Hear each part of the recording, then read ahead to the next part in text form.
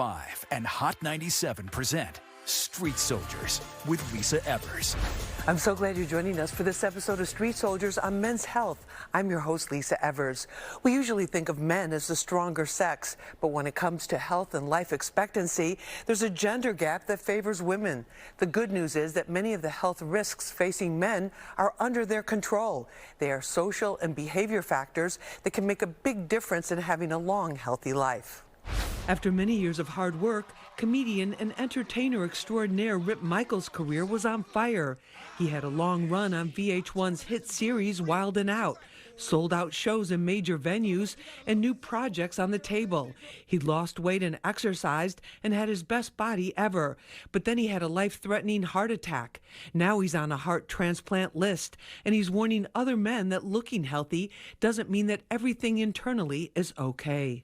It is of the utmost importance for men to take an active, and I can't say this enough, care about your heart and your entire body. You need to know what's going on inside of you. Plemmy Lawson, known as Fit King Plem, is owner of the Level Up Fitness Studio in Fort Lee with co-owner Shy Lovell, a physician's assistant who also trains their clients. The indifference is probably the number one thing that I deal with a lot of guys. Lawson says you can start with a warm-up right in your own home. It's 5 push-ups, 5 jump tucks, and you're gonna repeat this as many times as you can in 60 seconds. Looks just like this. 1, 2, 3, 4, 5, and jump tuck. 1, 2, 3, 4, 5. Repeat. For entertainment host and lifestyle expert Josh McBride, a healthy diet and workout routine is essential. His career has him crisscrossing the country for TV appearances. That means coming off a flight, ready to work. He says being your best goes beyond the physical. We automatically go to physical fitness when someone says the word fitness. But a lot of men suffer with what's going on up here, and that's mental fitness, right? Are you mentally fit to do your job, to go about your day, to not have reminders of trauma that hit you in your past? Let's find out what our panel has to say. Joining us is Fit King Plem. He is the owner of the Level Up Fitness Studio in Fort Lee, New Jersey. Plem, great to have you with us. Happy to be back, Lisa. Thank you so much. Also with us is Josh McBride. He's an entertainment host. He's also a lifestyle expert and commentator. Josh, great to have you with us. Thanks, Lisa. Thank you so much. Also joining us is Rip Michaels. I call him, and now he's well known as the entertainer extraordinaire. He does sold out shows everywhere from the Apollo to state to all kinds of arenas and theaters all around the country. And you see him all over TV, and we'd love to have him back on Street Soldiers. Rip, great to have you with us. Thank you. I have the heart to be here now, so I feel. Yes, you do, and you can joke about this, but you're one of the driving reasons that we wanted to do this show. Tell us about the heart attack, if you don't mind talking about that. Not at all, Lisa. First of all, I'm glad to see my friends again, everybody. I'm so happy to be here, and thanks for all the well wishes while I was in the hospital.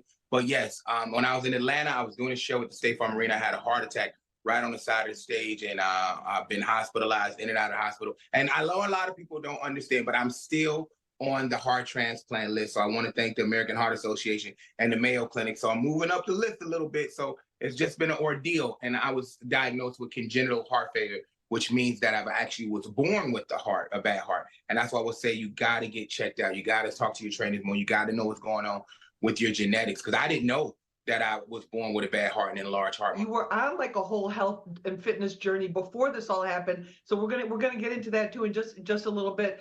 But Plem, you train a lot of people, you train a lot of celebrities, you train professional athletes. In terms of men, are you seeing changes with how men are approaching their overall health? Yes, we are. We're still lagging behind our female counterparts here in Level Up Studio. For instance, we've probably scanned using our scanner, our body scanner, to learn the internal heart, learn the visceral fat, learn the muscle composition, as well as the water weights of every single person that comes in, so we can benchmark. We probably did about 500 women to about 200 or so men in the past year. And, you know, we have some ways to go in order to improve our visceral fat with the men in this area. Do you see more men taking it their health more seriously? They come in here, absolutely. We go through nutrition counseling with them in a lot of detail because that is the other 23 hours of their day. So it's a must. They understand that. They have to understand their macros and their micronutrients in a lot of details. And they have to understand you got to lay back on some of the wine and spirits, a lot of the beer. You got to stay away from the bars as well because those calories count just as much. And they just really rack up. Then you get hungry and then you want to eat more and it's not That's right. it's Now not you're eating much bar fun. food now. Right, in a salad, exactly. Josh, in terms of, well, first of all, you're always in great shape, but you also cover a lot of celebrities and you see them and their weight gets noticed when it's not, the gain is not for a particular role or a particular performance. What do you see happening with the whole men's fitness and their awareness about that? Yeah, it's interesting. I think there's a huge focus on it right now. That always used to be the women were so scrutinized, and now you see. I saw a picture of Chris Pratt yesterday, and people were judging him and saying that he put on a little weight, and being a part of all these movies where he is his shirt off. People, it's men are just as much under the microscope. Maybe not as much as women, but they're still very much under the microscope. We're seeing a lot of men come out with their own supplements. Celebrity men come out with their own supplements or performance wear. You have Mark Wahlberg with his brand, which is a very athleisure brand. Then you have celebrities who are really, showing their own houses where they're having gyms right on site, like a Mark Wahlberg or The Rock or Kevin Hart has their own gyms right on site because that's how focused they are as really taking care of their health, which is nice to see. As a guy, it's nice to see men care about it too, while also being, not as much scrutinized because women will always be so scrutinized, but it's nice to see everybody kind of caring about it. And then what about you? Has your routine changed over like in the recent years? Yeah, from a fitness perspective? Yeah. 100%. Yeah. I mean, I came to New York and this is a really interesting short story. I saw a casting for an infomercial that was to get paid to lose weight. And I was like, what? This isn't real. And long story short, I wound up getting cast in that infomercial. And for 8 weeks, we had to do cardio at home, which was not the best thing. And probably Clem can probably tell you this too. And Rip also, because Rip and I used to trade gym secrets and compete with each other. But,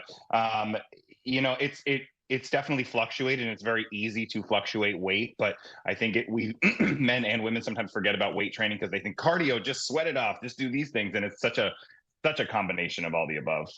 Stay with us. There's more to come. Rip, you had a heart attack right after a show. So during the show. So then what happened? Because you were in the hospital for quite a while. So then what happened? I came home and I started trying to get better, and I thought that it would be something simple and that but I had to change my entire existence when I came home because then it caught back up to me. And then right before I was supposed to take my first special at the Apollo, I had to cancel and I went into like a little cardiac arrest and I was rushed to the hospital. And that's the famous clip of everybody making fun of me when I'm in a gurney with a Wild Out hat on because my hair looked crazy. And I just sold it out. And I was just like, I just wanted all my fans to know that bought tickets that I'm going through this, and I didn't want my PR team to know because I really want people to take care of themselves. And it sneaks up to you. And when you really don't pay attention to the warning signs, like my feet were swelling, my arms were swelling, I couldn't move my left side of my body, and it just a lot of things that we take for granted. So when Josh and everyone is talking about nutrition and knowing your body and composition, it's so important. Early detection is everything, because I probably wouldn't have went through as much as I went through if I would have known what I was doing, because I was going to the gym and I was working and doing things, but at the same time I didn't know what was going on internally. So I think a lot of times we focus on what's outside and not what's going on in the inside.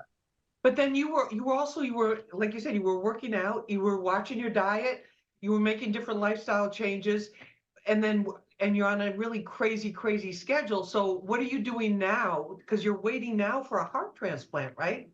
Yes, and it's such a weird state to be in because I'm on the transplant list. So it's weird because I'm waiting for another organ to be produced. So it puts me in a different state now because now I'm kind of waiting for something to happen so I can get an organ. So every time I see an ambulance go by, I'll be like, God, is that for me? Is that my blessing? Did you just send me a heart? Now I hear gunshots. I kind of get excited. And maybe that's a donor giving me a heart now.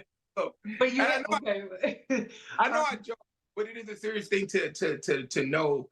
And have an life expectancy. So when you know that you're this vulnerable person that that you're waiting for a heart. So I've been sitting with nurses. I checked myself out of the hospital actually when I was in the hospital because I was just every day getting more depressed. Because once you find out you're at 15% heart, you can't really do a lot of things to increase the percentage of your heart. It just needs to be replaced at that point. Josh, in terms of the strain, like you were there, and then Rip comes out of the hospital, does this show, and then the crowd is there, the audience is there, and then ends up having to go back to the hospital again. That took tremendous courage, though, to come out and do the show. Yeah, and the show, this was, and Rip can probably tell you, this was the rescheduled Apollo show, right, Rip? Yes, it was. And then at the end, what happened? Okay, so that's my first time ever doing an hour on stage. And then like maybe the last 30 minutes of it, I was struggling. I couldn't breathe, and I was trying my best to make it through. And then when it got to, I could no longer breathe, and I completely collapsed on stage. I'm sorry I couldn't make it through, but yeah, I was rushed to the hospital, and I stayed there for 3 days, and then I was released. It was really scary to watch, Lisa, in that moment because the show had ended. So it wasn't like Rip had at least saved whatever was going on with his heart till the end of the show, which was nice because he cared about the show so much. I think that he was just, but he was on stage he was genuinely on stage for a long time. And it's weird sitting in the audience and watching your friend and then, other cast members of the show run over and see your friend fall. And you're in the audience. And if you know the Apollo, it's a theater, right? Like I can't get there. Right. So you're hoping somebody calls 911. You're wondering if I should call 911, but I'm not close, so I don't really know what's happened. So it's a scary moment to see that. So, and I think that what Rip was talking about earlier about like checking on what's going on the inside is so important. I just got some recent blood work back about my blood sugar being weird, and it was like I never knew this was even a thing. I thought you eat breakfast, lunch, and dinner, and you're good. And right. It's just it's something to be said about getting a routine checkup and getting that blood work done, so you really know what's going on internally. Clem, what about that? Because the sugar thing is a huge thing. Yeah, you have people that have congenital heart issues that they're born with. I have some in my family, but it's like there's also a lot of things that are lifestyle related, nutrition related. Right.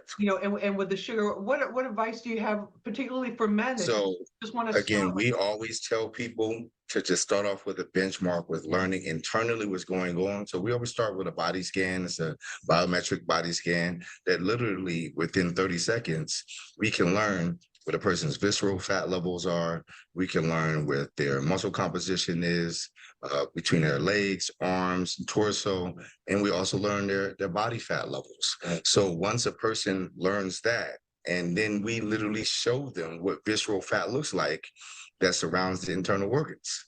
So you can't play with this. If your visceral fat is unbalanced and it's above a level of 10, and the highest you can have is 20. We have, unfortunately, some men that come in and, they say, oh, I just need to tone. I just need to lose a couple pounds. And we can look at them and know that that's not true. But once we put them on the scanner and then we reveal their numbers to them, we might learn that their visceral fat is literally stages away from either a stroke or a heart attack. So we have the opportunity to stop it because we're catching it early. Right. But if you don't take this serious and if you don't fix your calorie intake versus your calorie output on a daily basis, you're a walking time bomb. Josh, in terms of this idea that you can look good but not feel good or not actually be healthy inside, that's kind of a new thing for us to all absorb.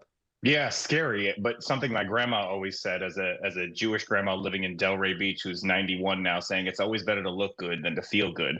And I stood by that at one point, but at the end of the day, it's really how you feel, because I can't look good if there's nothing good inside going on. So, Rip talks about how he didn't know what was happening inside. There's so many services now, and they're advertised socially everywhere, whether you're on TikTok or Instagram, from food allergy services to know what you should be eating, to figuring out your levels of your microbiome and different blood sugar levels, and checking your liver and your kidneys to make sure that these things are good. I love that they're becoming accessible. There's also these pop-up sort of doctors that are coming, concierge service you can pop in whenever you want, that will check these levels. I had a friend that had found out that there was potential colon cancer cells because he had popped into one of these places and decided to get a membership, and thank God everything was okay. But being able to get checked and having the ability to be able to go and do that, it's something we all, as men, I know the topic is men and women,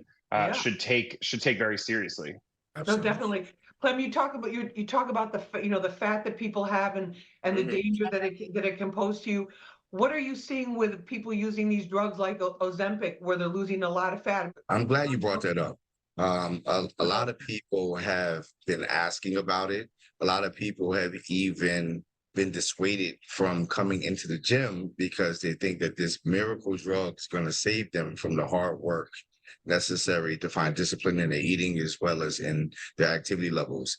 And I'm telling everyone that is not the case. What happens is you can end up losing weight, but that weight can be fat, muscle, and water weight. So what happens is you're losing good weight. So if you're losing lean muscle mass and you're not even recording or tracking where you are, and you're just worried about the overall number on the scale, that's a problem. You also could have issues with your liver, your kidneys, and oftentimes we don't hear or we neglect to hear when we hear these miracle drugs on TV. They say may cause this side effect, dizziness, this, that, and everything else. We skip over those things for the instant gratification of what we think is going to develop for us. I'm here to say for every single person that's trying to substitute hard work for a drug, don't do it. Rip, in terms of what you're doing now, you're trying to stay as healthy as possible as you await a heart transplant. But what has this done in terms of your career? I pretty much cut everything I'm doing by like 90%. So I only do 10% of everything that I used to do until I get a new heart. And it's just been different. It's been a very different journey and a different lifestyle. And that's when you realize that the career and stuff doesn't matter as much as your health. Josh, what about the mental health piece in terms of the physical health? Do they go hand in hand with each other?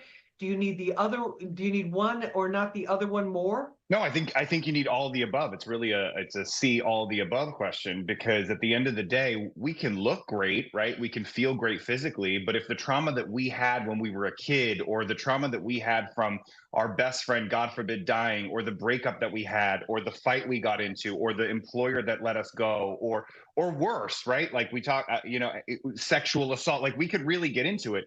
If this isn't good, nothing around here is going to be good. It's a thing that especially men should be focused on, because there's a lot of men, a lot of friends that I have that don't think they need it. And I think everybody could use that, especially that subjective outlet that can be that person that really guides you, helps you, and even just listens to you in a way that no one else can. No, absolutely. Clem, what about that? Good is a subjective term, right? And it's going to vary from person to person. So when we all through our lives, I'll be 45 by God's grace this August. And I can tell you that in my years, and I know of many other people, we all have had traumas. We all have had obstacles. Not one person has not fallen down, bumped their head, gone through something that they can write a book about. But what's going to happen is in your pursuit of correcting past traumas, you cannot forget your physical health because you're just focused on the mental. It has to be simultaneous. It has to be both at the same time. Because if I feel good up here, but my body is deteriorating, then what did I actually gain? I'm in a vegetative state, laying down, saying I feel good here. I went to therapy. I talked. I unpacked. I dealt with the traumas. And now I'm on my last breath. So you have to go for both at the same time. And I think if we all do that in small increments, we'll be on a much better road than trying to pick one or pick two of them. Rip, are there certain, how are you dealing with the mental stress of everything you're going through physically? Getting in the right headspace is everything. I think that, when I went through this thing first, I felt like I was going to die. And then being in the hospital, and then my wife left me while I was in the hospital, and watching my daughter have to step up at such a young age and just have to make these different decisions. Yes, I've been going through a lot of therapy. That's very hard to a person that when you're going through something, you're married and it's till death do you part. And this person is like a go-getter and don't procrastinate. They don't wait for the death part. They just like, I'm gonna get out of here now. So it's been a mental toll. But what it did do, and what it's doing is showing me what's important. and what really matters in life. Because I feel like I got a second lease on life because I'm still here. And according to where my heart is at and the levels that it's, I shouldn't be here. But God is here for me to tell my story, to allow other people to know that no matter how dark it gets, on the other side, there is light. Thanks for joining us for this episode of Street Soldiers on Men's Health. You can watch it again and share it on our Fox 5 NY YouTube page. Remember, use your mind, it's your best weapon. I'm Lisa Evers. Let's push for peace, love, and justice for all.